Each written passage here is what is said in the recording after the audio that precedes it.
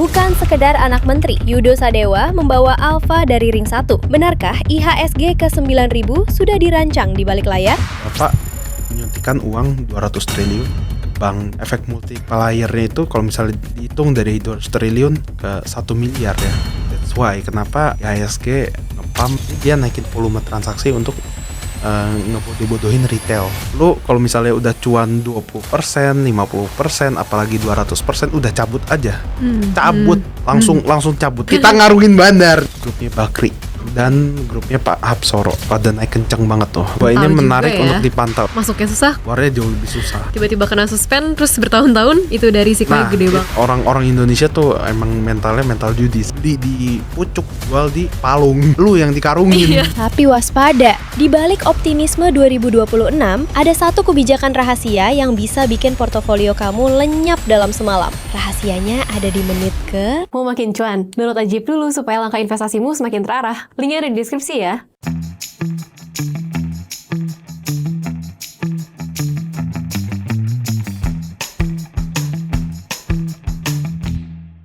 Halo investor ajaib, balik lagi di podcast Cuan Talks bareng aku Rahel, dan hari ini kita bakalan bahas tentang saham. Kali ini masih sama Yudo Sadewa juga, anak dari Menkeu Pak Purbaya ya, Menkeu kesayangan kita semua nih. Tahun ini IHSG kayaknya jadi bullish banget Ya, karena Pak halo. Purbaya juga.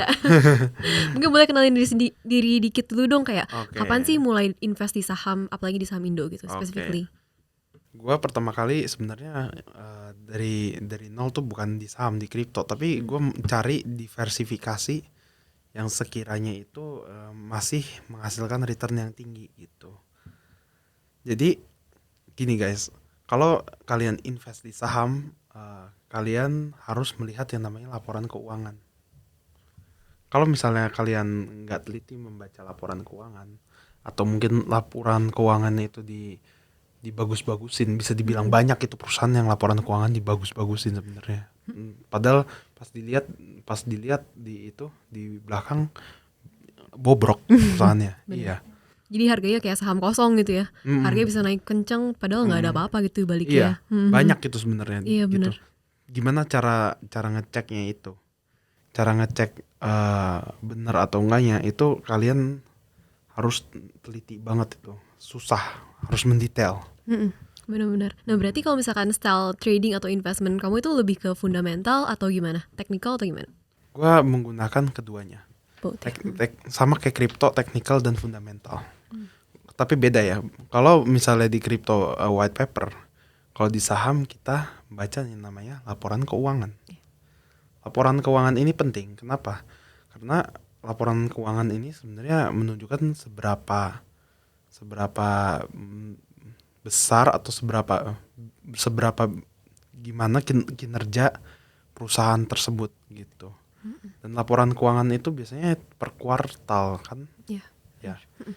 Jadi setiap lihat perusahaan yang laporan keuangannya itu bagus, tapi harganya cenderung turun atau downtrend, kalian bisa aja all in di situ, guys.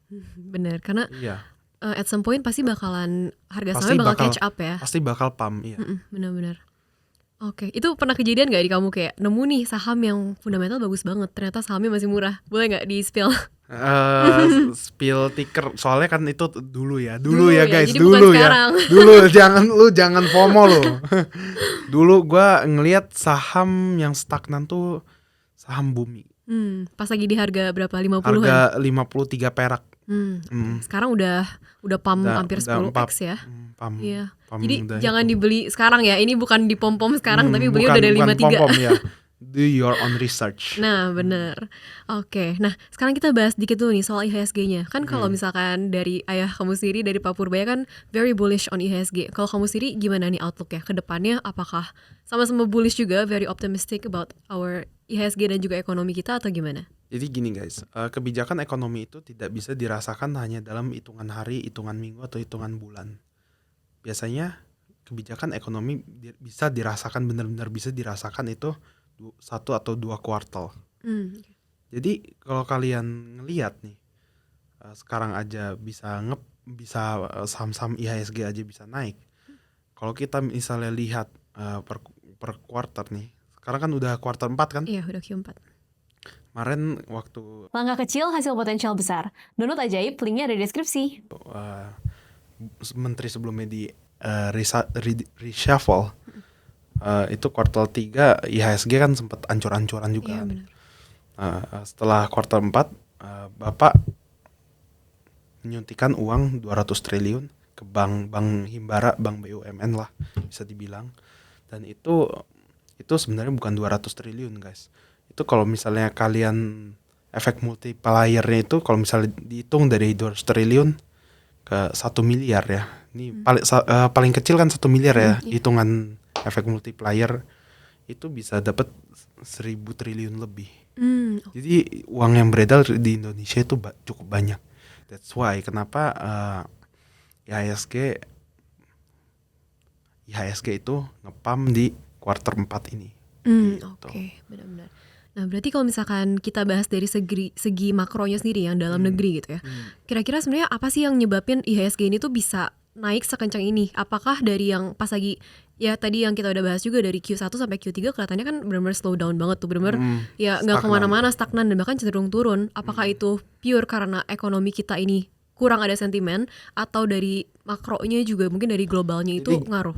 Jadi gini, kebijakan pemerintah sebelumnya itu cenderung memperlambat ekonomi.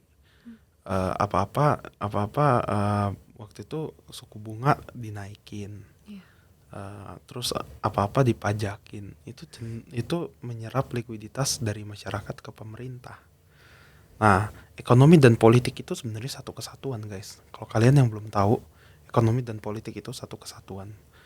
Kalau misalnya salah satunya itu hancur, ya satu lagi hancur gitu.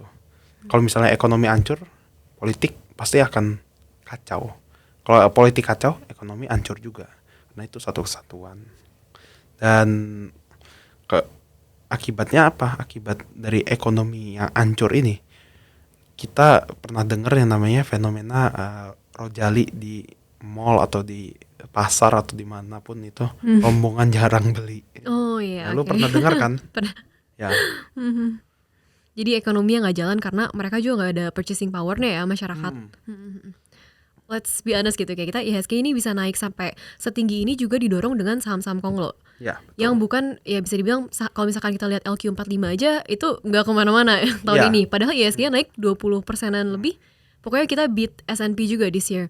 Ya. Nah, at some point apakah tahun depan kira-kira 2026 ini fundamental stocks ini yang kayak saham-saham banking, saham-saham LQ45 ini bakal catch Fundamental up? stock itu apa ya? Blue chip ya? Blue chip. Oh, blue chip.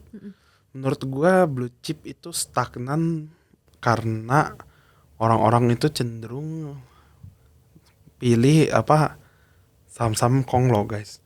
Nah, konglo itu kalau kalian boleh tahu ya, sekarang lagi gencar-gencarnya melakukan yang namanya ekspansi. Benar. Kalau misalnya di konglo itu ekspansi ya, bisnis melakukan ekspansi, itu otomatis harga sahamnya akan naik gitu. Sementara coba deh kalian lihat perusahaan-perusahaan yang ada di blue chip itu, mereka cenderung menikmati profit dan bukan nggak ada ekspansi ya, kurang ekspansi. Jadi sebenarnya seharusnya sih kalau misalnya bisnisnya itu mau ekspansinya lumayan besar, harga sahamnya bisa naik juga. Okay. Tapi kalau saham-saham blue chip ini, meskipun harganya stagnan, jangka 10-20 tahun udah pasti 100% jaminannya naik. Benar. Karena bisa kita lihat walaupun tahun ini harga saham nggak kemana-mana kan dari laporan keuangannya cenderung sehat ya, tetap bukan yang drop atau gimana juga. Ya, laporan keuangannya cenderung sehat, tapi itunya perkembangannya stagnan. Gitu. Iya benar. Nah berarti kalau di tahun 2026 nih, kira-kira winning sektornya tuh apa sih? Apakah masih saham-saham konglo atau bakal kemana nih arahnya? 2026 itu menurut gua saham-saham tambang, terus telekomunikasi, saham-saham tambang, telekomunikasi, sama digital banking. Tapi digital banking tahun lalu juga ada beberapa kayak Arto atau apa tuh ngepam kenceng banget ya. Kemarin kan gue pernah bikin story juga di Instagram kalau mungkin eranya PP tuh at some point pasti bakal kayak ada bubble yang burst. Nah, apakah itu bakal terjadi juga di saham-saham Konglo lainnya yang kita lihat sekarang kan tahun ini aja naiknya Kalian, ratusan sampai ribuan persen gitu. Ya betul. Iya. Tapi kalian harus cek yang namanya price to book value ratio, PBV. Kalau misalnya PBV-nya udah 50 kali lipat, itu nggak worth it untuk dibeli. Ibarat sahamnya, misalnya gua nggak nyebut ticker ya. Misalnya sahamnya Pak Pepe, salah satu sahamnya Pak Pepe, market cap-nya 1.000 triliun, tapi bisa menghasilkan 2 triliun. Dan saham Bank BCA dia 1.000 triliun juga, dan dia bisa menghasilkan 50 triliun.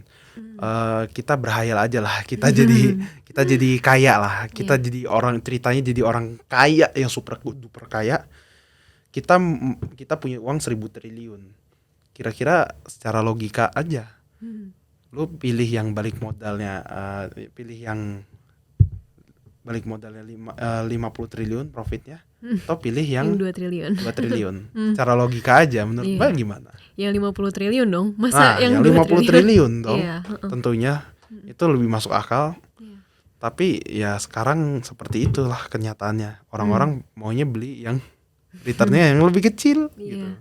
Nggak sadar dari fundamentalnya mungkin ya. Padahal Dari ada saham-saham fundamentalnya, lain. fundamentalnya mereka pada nggak sadar gitu, Iya. bahwa hype narasi. Iya. Benar-benar.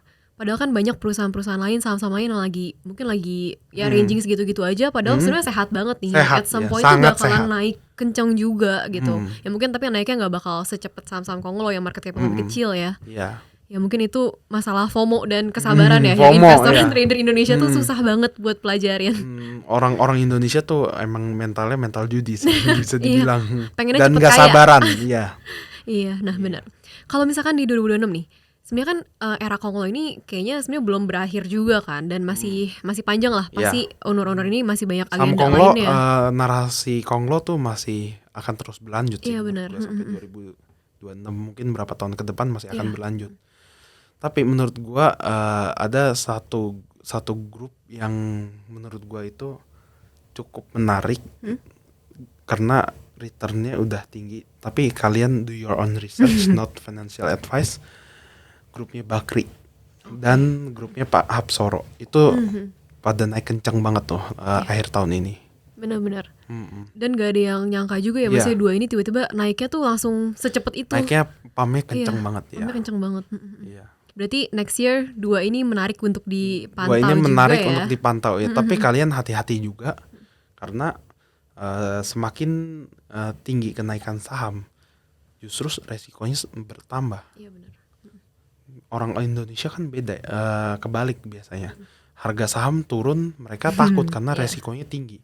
Enggak, justru kalau harga saham naik itu resikonya jauh lebih tinggi dibandingkan harga saham yang downtrend. Iya benar-benar. Karena kan kalau downtrend kita anggap hitung aja dari kayak harga wajarnya gitu ya. Kurang Iya, lebih kan dia akan iya. dekat dengan harga wajarnya atau Betul. bahkan under value. Betul. Tapi once dia udah rally kenceng, ya itu udah jadi jauh tuh, udah mahal. Dan sahamnya. kalau udah rally kencang itu resikonya jauh lebih besar dibandingkan kalian beli saham yang sepi. Iya benar. Even saham-saham kecil pun itu resikonya masih lebih kecil dibandingkan saham yang udah pump kencang. Bener. Gitu. Oke, berarti kalau kamu sendiri berarti ada firm believer kalau misalkan fundamental ini bakal reflect ke harga sahamnya ya at some point. Iya. Berarti kalau misalkan kan kamu sendiri trader nih, kalau lagi trading gitu, kamu suka ngejar harga saham yang udah naik kenceng gak sih? Atau kayak emang ngambilnya kayak tadi let's say Bumi beli di 53 dan Gue jual biasanya gini guys, gue biasanya masuk di saham-saham yang tadi udah dibilang harganya cenderung stagnan atau downtrend, tapi laporan keuangannya Bagus bertumbuh signifikan. Nggak cuman sehat doang, bertumbuh signifikan gitu. Dan kalau misalnya harga sahamnya stagnan atau downtrend, kalian udah all in aja di situ. jangan all in guys, jangan all in guys. Nanti beneran all in. Ntar beneran all in, gue lagi disalahin. Bahaya ngomongnya. bahaya ya.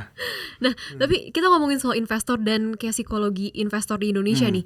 Kan kayaknya tahun ini partisipan market bertambah signifikan ya. Dengan adanya saham-saham Konglo ini, orang-orang banyak yang pengen cepet kaya lah. Banyak yang FOMO. Banyak yang FOMO. Nah, kalau kamu sendiri ngelihat ini tuh makin parah atau gimana sih sebenarnya core masalahnya tuh apa? Jadi gini guys, kalau udah banyak orang yang FOMO, itu pertanda market tuh udah udah resikonya udah terlalu tinggi untuk kalian invest jangka panjang. Tapi kalau misalnya untuk trading harian, intraday swing atau apa itu that's okay, masih oke.